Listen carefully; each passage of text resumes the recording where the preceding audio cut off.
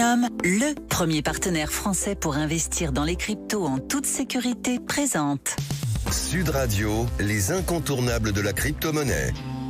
Thomas Binet, Philippe David. Bonjour à tous et bienvenue dans ce nouveau numéro d'Oser Investir, les incontournables de la crypto-monnaie. Je suis accompagné de Thomas Binet et d'Alexandre Stashchenko, directeur de la stratégie chez Paymium, et aujourd'hui, direction le Venezuela. Oui Philippe, on va plonger un peu dans la crise au Venezuela, un pays où Bitcoin est devenu bien plus qu'une simple monnaie. C'est un outil de survie pour de nombreuses personnes. Sous les régimes de Chavez et Maduro, le Venezuela a connu une catastrophe économique. Alexandre, pouvez-vous nous expliquer pourquoi Bitcoin joue un rôle si crucial dans ce contexte ? Oui Thomas, le Venezuela, c'est un exemple frappant de l'importance de Bitcoin face à une économie qui s'effondre. Au cours des 2 dernières décennies, les régimes de Chavez puis de Maduro ont détruit la monnaie nationale, le bolivar. Il y a une vingtaine d'années, il valait encore environ 30 centimes de dollars américains, mais depuis, il a perdu, tenez-vous bien, 14,0 sous la pression de l'hyperinflation. En 2018, cette inflation, elle atteint un niveau jamais vu, 1,7 million de %, avec des prix qui doublent tous les 4 jours. Cette inflation cumulée depuis un peu moins de 10 ans, elle dépasse 8 millions de %. Alors c'est inimaginable ce que vous nous racontez. Ça fait relativiser d'ailleurs nos 10% d'inflation que nous avons eu en zone euro il n'y a pas si longtemps. Et pour les citoyens, cela signifie une perte totale, mais je l'ai bien dit totale, de pouvoir d'achat. Exactement Thomas, les salaires et les épargnes des Vénézuéliens ont été absolument anéantis. Des millions de Vénézuéliens ont fui le pays, créant la plus grande crise de réfugiés du continent.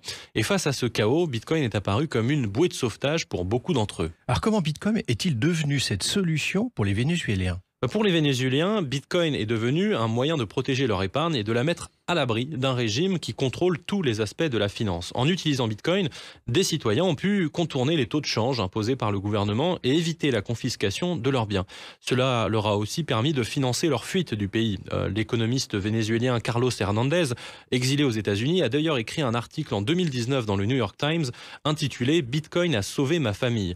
Pour lui, je cite, « Bitcoin est plus qu'un buzzword quand vous vivez dans une économie qui s'effondre sous une dictature qui s'effondre ». Alors ce n'est pas simplement une question d'épargne, mais c'est aussi un outil de résistance. Oui, absolument. Le régime de Maduro a politisé la monnaie et les systèmes bancaires. Il gèle les comptes des dissidents, il confisque des actifs et coupe les services bancaires à ceux qui s'opposent au gouvernement. Alors pour les opposants politiques comme María Corina Machado, Bitcoin est un moyen d'échapper à ces répressions financières. Alors Alexandre, qui est María Corina Machado ? C'est la leaduse de l'opposition vénézuélienne. C'est un personnage très important dans la vie politique du pays.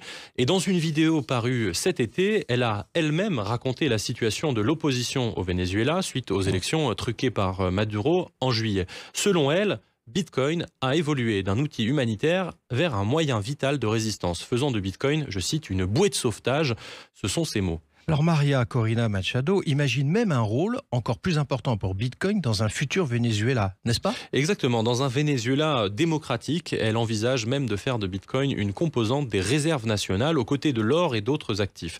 Ce serait une manière de restaurer la richesse du pays qui a été pillée par les dictatures successives. Dans sa vision, Bitcoin permettrait de préserver la souveraineté monétaire du Venezuela et d'éviter une nouvelle spirale inflationniste. Un outil révolutionnaire qui pourrait reconstruire un pays du coup. Alors, il pourrait y contribuer, en tout cas, à faire survivre l'opposition démocratique et permet de garder la pression sur un régime autoritaire. Bitcoin ne peut pas être confisqué comme des comptes bancaires classiques et il permet aux Vénézuéliens de conserver leur indépendance financière malgré le chaos. Dans un futur proche, il pourrait être le symbole d'une transition vers un Venezuela libre et prospère. Merci Thomas, merci Alexandre. Bitcoin montre une fois de plus qu'il dépasse largement le cadre des marchés financiers. Nous vous retrouvons mercredi prochain pour un nouveau numéro d'Oser Investir, les incontournables de la crypto-monnaie. Et vous, Thomas, c'est dimanche 9h30 dans le Grand Matin Week-end pour Oser Investir.